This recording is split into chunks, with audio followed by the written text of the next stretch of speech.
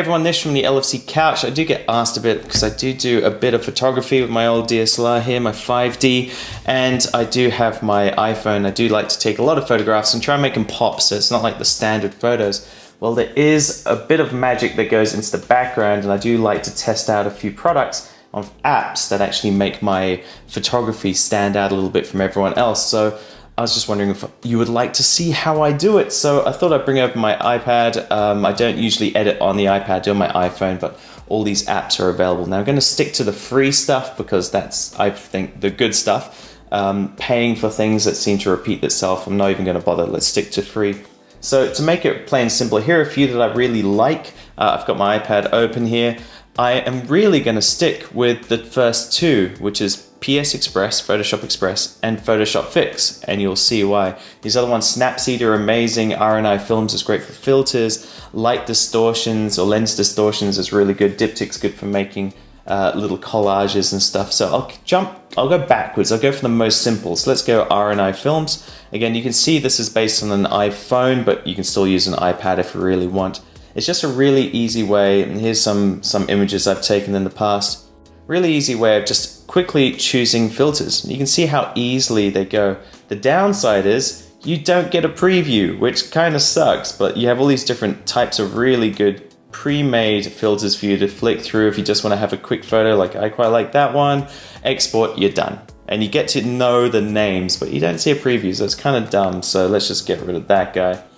Snapseed is really cool for some I like the grungy stuff, but there's one bit that I do enjoy. It's one feature which is only on here I've seen. So if I open the camera and let's flip it around so you see my ugly head. So hey everyone, as you can see here, so I'll take a quick photo.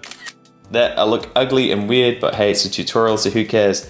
Now you can see all your filters here, great. You can change it around and it does stuff, but let's go current. And let's go to tools. Now you see this one down the bottom left here, you see next to portrait and head pose. Click on that and check out this black magic going on here. I'm just moving my finger across the iPad, not doing anything else.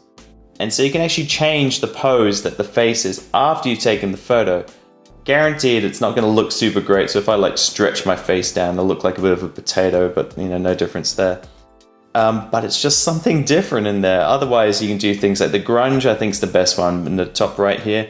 Just because you can shuffle through and go, I want to make a really grungy photo, and they've got some really cool presets, and you can then edit them, change the look and feel, and then you like it, you move on, you change the texture. It's a cool little app. Not saying I'm going to use every day, but it's a bit of fun. So I'll go to the stuff that I do use every day, which is PS Express and Photoshop Fix. PS Express I'm going to jump into first because I find myself keep coming back to this app, even though Photoshop Fix is better. So I'll show you, I'm going to go over to this top left-hand one of a bit of food. You know, people like to take Instagram photos. Now this photo was taken with my iPhone, and here is the basic one. You have your filters at the top if you really want to go through. Sometimes they take a while to load, which is annoying. But I don't like using pre-made filters. Don't ask me why, it's just me. So I go to the adjustment straight away. And straight away I can before that I'll do a quick crop. So maybe you want to make it a square, for instance, for Instagram. So let's make it a quick square. It's as easy as doing that. And enlarging it so you get the actual subject in the middle, which is nice. You see I've done some framing here so that I have a fork on the right, a glass on the left. Always do that with photography. Please people, it makes things so much more interesting. Boosting the light and the exposure immediately makes it a whole lot better. Now, when you're doing exposure, you want to make sure the light isn't too shiny, so get a highlight straight away and bring that down a touch because you don't want it to be over glary. Including the whites, go left and right, see what you like the most. I think a little bit to the right actually looks nice.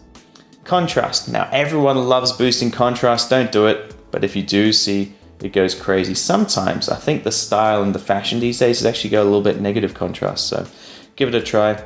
Especially when you're seeing these shadows around the outside, look around what's going to look best. I always like to get rid of shadows, so move that slider to the right.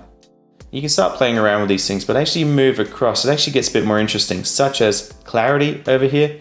When you boost clarity, it actually has a really nice clarity booster. So when you start zooming in, the clarity actually looks okay. It's better than most on Photoshop Express. Dehaze is pretty cool, where if you have a lot of a foggy background or you have a lot of things that are being washed out, you can dehaze or you can actually haze it to make it look a bit more interesting. And then finally, if you do actually go to details, you do choose to actually use the proper version as in the Express, you can actually start using a bit of, now this is probably the best part about PS Express, is doing some noise reduction. So it does take a little bit to load, but it's actually very, very good at what it does. Now, always remember when you're doing noise reduction, either on luminance noise, which is kind of the light noise, or color noise, if you do too much, it makes the photo look fake. As you can see, my old iPad is not handling this very well. I guess you're just gonna have to trust me. It looks wonderful.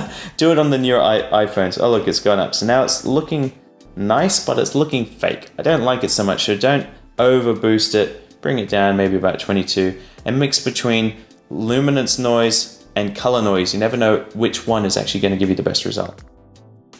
Now the last one I'm going to jump into is Photoshop Fix. Well, by the name you probably think it's just going to, do a healing brush and stuff like that, but it's a whole lot more. So, I mean, if I jump into the camera roll and choose something like this croissant that I saw down in Melbourne, which I thought was amazing, straight away you can see all the usual stuff in Photoshop Express. I'm just going to zoom in on this guy, do a quick yes. And so you can see here's my croissant, but maybe there's like a nut that you don't like. You can do your normal things you'd expect, such as healing. So I'm going to quickly get rid of this.